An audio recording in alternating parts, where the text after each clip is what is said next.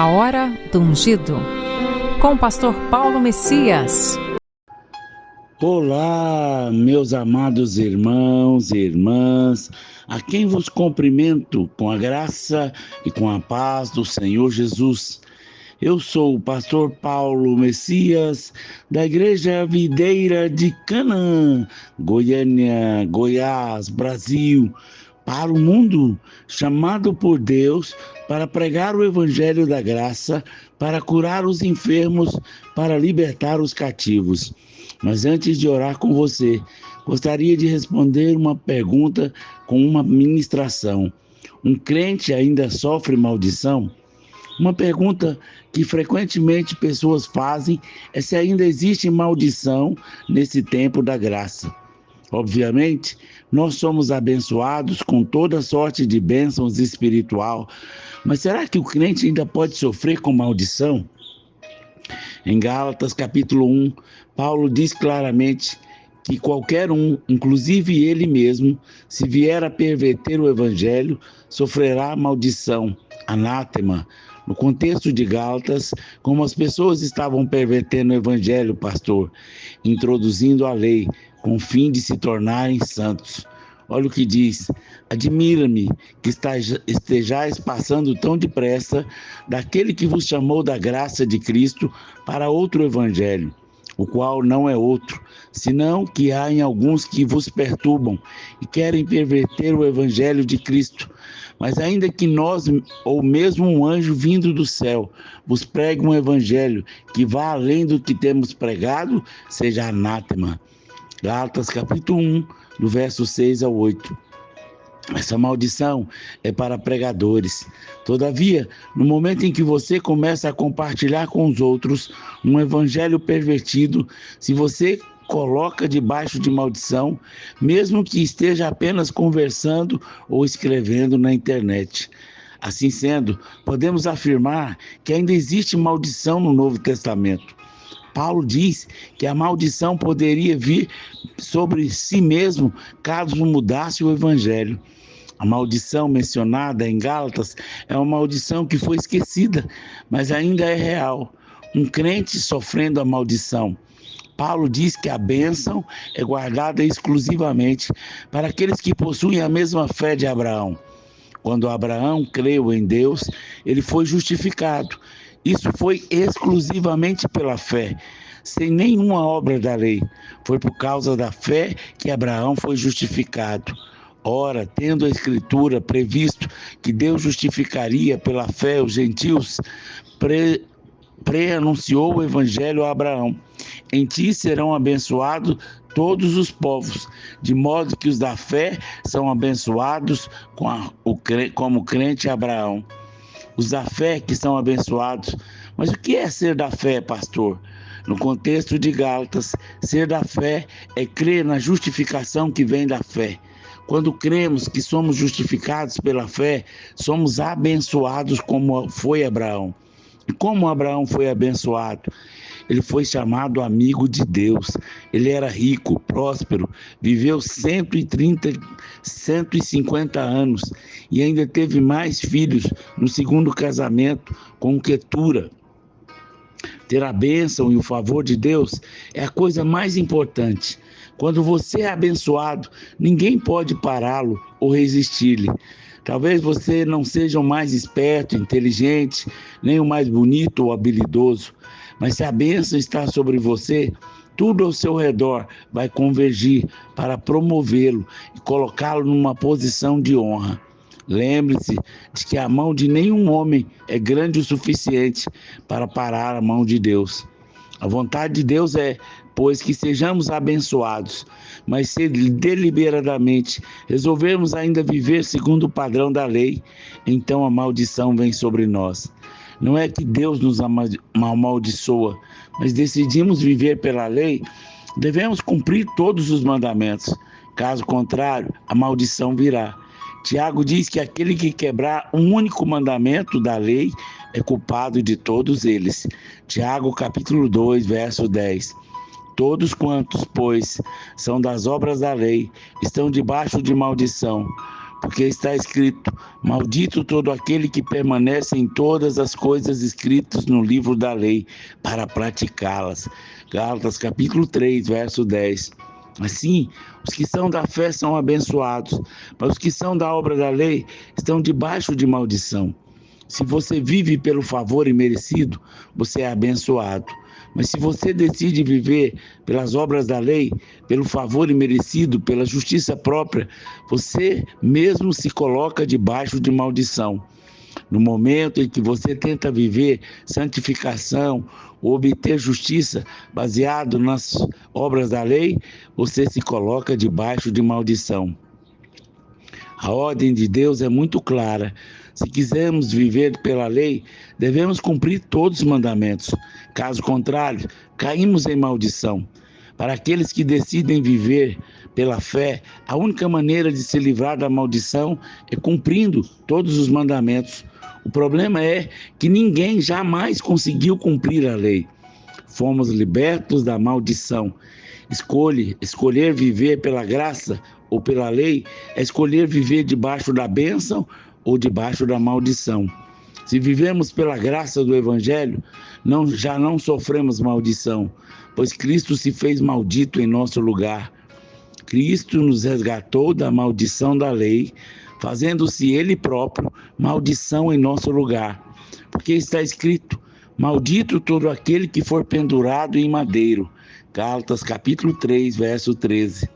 Cristo nos resgatou da maldição da lei e nos deu todas as bênçãos da lei. Em Deuteronômio 28, temos uma lista de bênçãos e maldição da lei.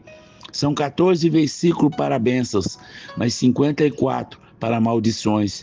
Não temos que ver cada bênção, mas vamos ver algumas.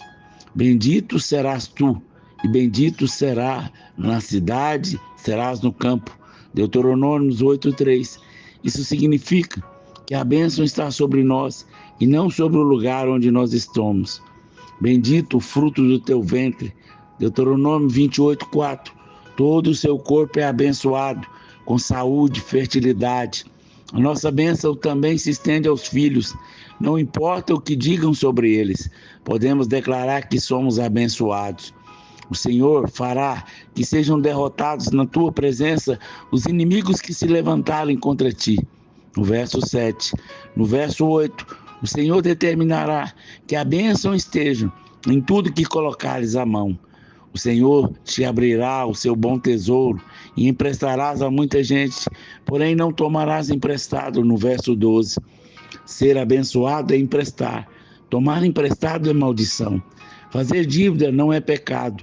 Caso contrário, emprestar também seria, pois nesse caso, quem empresta estaria induzindo o outro a pecado.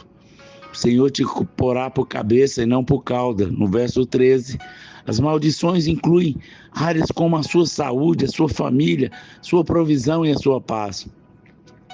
O Senhor te ferirá com tisica e febre, inflamação, com calor ardente e secura, com crestamento e a ferrugem. Isso te perseguirá até que pereça.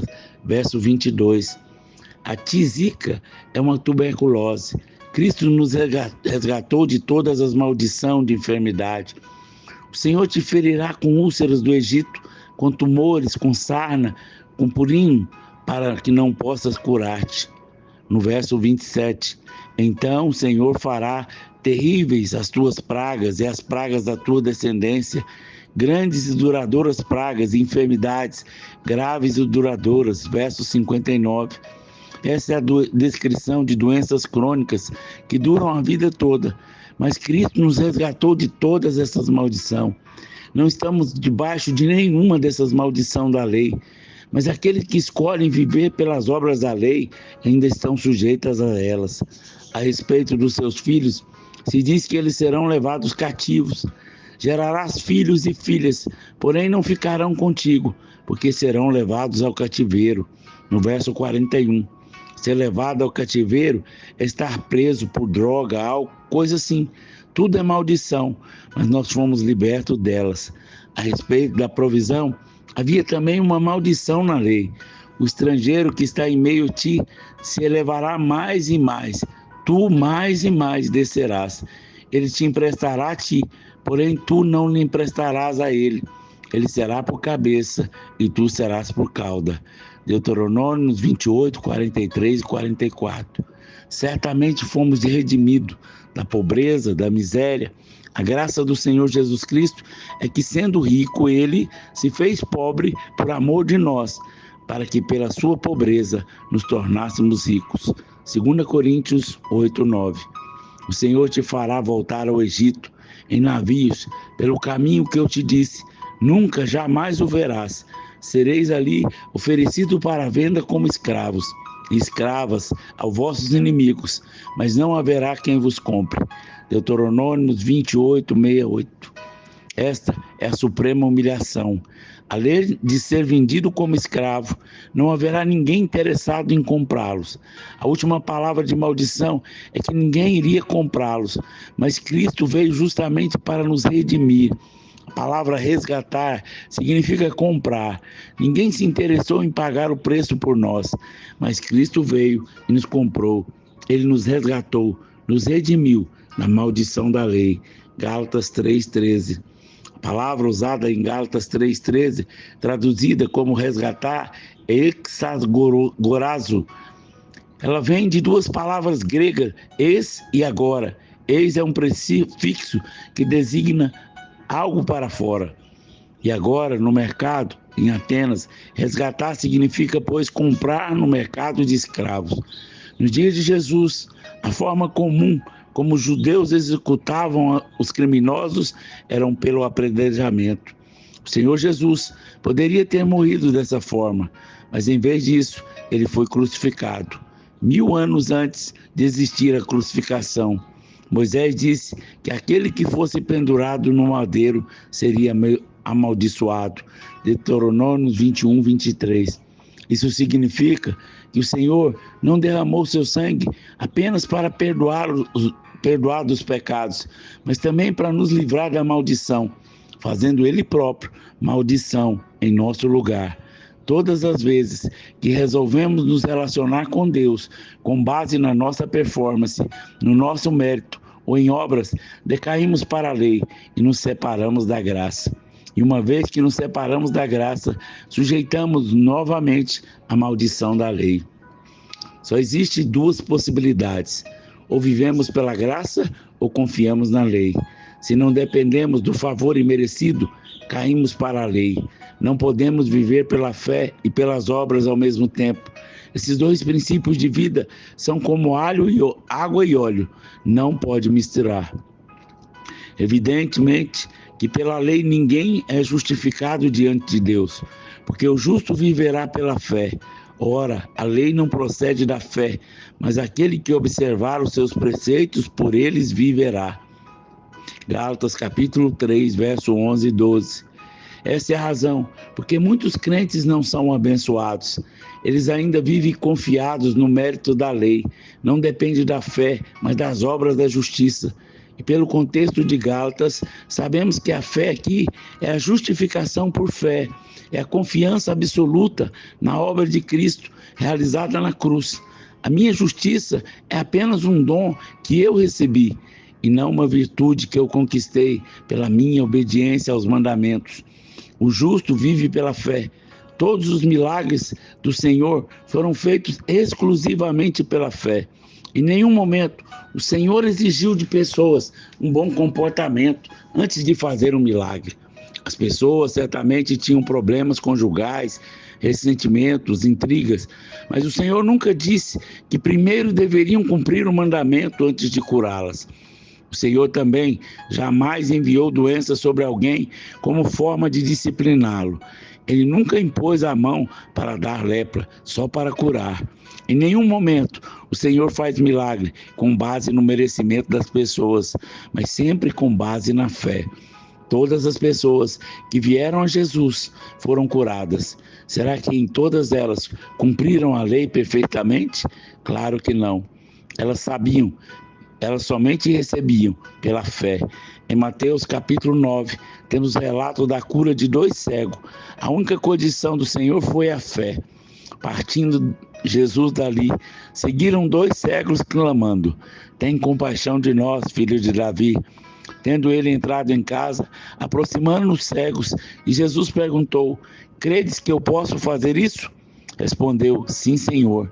Então lhe tocou os olhos, dizendo: faça-se conforme a vossa fé.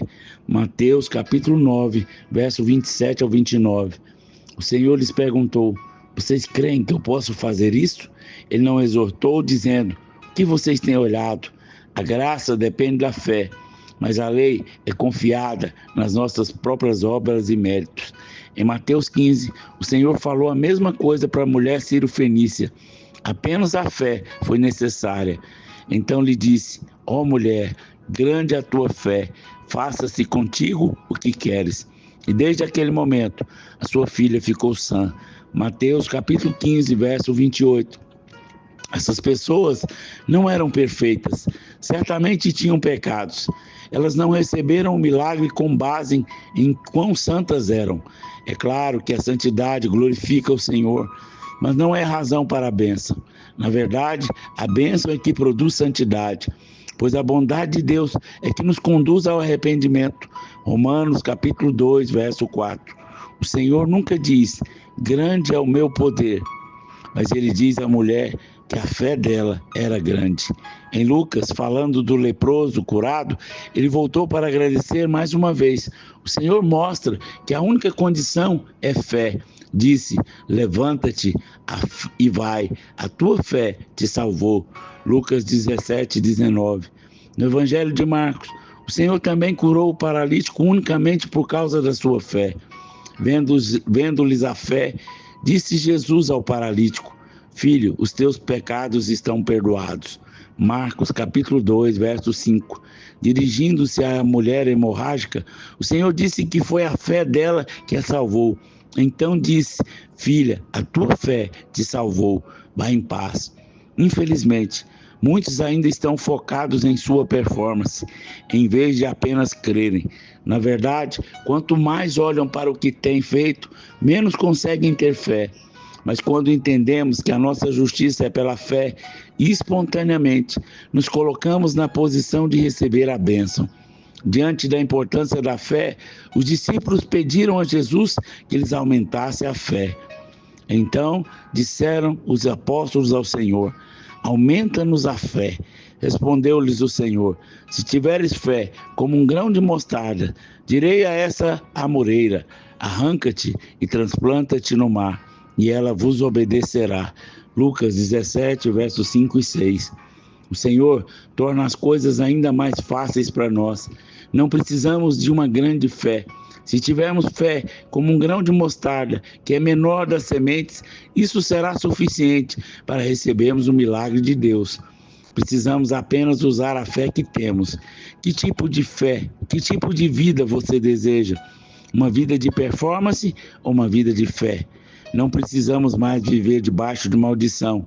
No entanto, existe uma condição para a bênção: crer na justiça que procede da fé. Quanto mais confiamos em nossa obediência aos mandamentos, mais maldição nós vemos. A justiça própria foi amaldiçoada. Não escolha viver um tipo de vida que foi amaldiçoado pelo Senhor. No dia seguinte, quando saíram de Betânia, teve fome. E vendo de longe uma figueira com folhas, foi ver se nela, porventura, acharia alguma coisa. Aproximando-se dela, nada achou senão folhas, porque não era tempo de figos. Então disse-lhe Jesus: nunca, jamais coma alguém fruto de ti.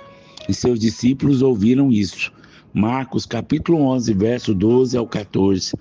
Deixe compartilhar algumas coisas sobre a figueira em Israel. Durante o inverno, as figueiras perdem as folhas, as quais brotam novamente na primavera. Quando as folhas voltam, todos sabem que dentro de mais 6 semanas o tempo dos figos estará chegando. Porém, ao brotar as folhas, também brotam os figos temporão. Era por esse figo que o Senhor estava procurando. No entanto, se uma figueira não tivesse esses figos temporão, isso demonstrava que 6 semanas depois não haveria nenhum figo, que representam as folhas da figueira, pastor. Para compreendermos isso, precisamos recorrer ao princípio, à primeira menção. As folhas da figueira foram mencionadas pela primeira vez, quando Adão e Eva tentavam fazer cintas para si. Gênesis capítulo 3, verso 7. Elas simbolizam a obra humana, procurando ter justiça própria diante de Deus. É um esforço humano para tentar cobrir o pecado sem o sangue de Jesus. A figueira com as folhas sem frutos foi amaldiçoada por Jesus. O Senhor fez muitos milagres, mas todos eles foram obra de graça e misericórdia. Apenas um milagre de maldição, e certamente tem uma grande importância para nós. Quando o Senhor amaldiçoou a figueira, na verdade, ele estava amaldiçoando a justiça própria, ao tentar se justificar pelas obras da lei. Nós estamos debaixo da bênção, mas se decidimos confiar em nossos méritos e obras de lei, estaremos nos posicionando segundo um estilo de vida que foi amaldiçoado por Jesus. Não faça isso. Permaneça na posição da bênção. A bênção e a maldição estão relacionados ao nosso entendimento da lei e da graça. Depois que fomos justificados pela fé, podemos viver como vencedores ou derrotados. Se pensamos que agora a vida cristã deve ser vivida no esforço e no merecimento da lei, viveremos como derrotados. Mas se cremos que a santificação também é de graça, mediante a fé, seremos vencedores. Aleluia, Pai, graças te damos, Senhor, por essa palavra. Que eu e meus irmãos tenhamos revelação, podamos cada dia mais saber que somos livres da maldição, em nome de Jesus. Amém, amém e amém. Meu amado irmão, minha amada irmã, você que foi abençoado com essa mensagem, comente aí no nosso canal, nos ajude a divulgar, para que mais pessoas saibam que um crente não pode viver de maldição. Se você foi abençoado e deseja nos ajudar a pregar o Evangelho, aí tem o número do Pix, que você pode nos ajudar. Como, pastor? Fazendo uma oferta generosa, nos ajudando a levar pessoas para o encontro, nos ajudando a ofertar a cesta básica para aqueles que nada têm. Nos ajude, seja um semeador e veja o que Deus vai fazer na sua vida. Deus te abençoe, em nome de Jesus. Amém?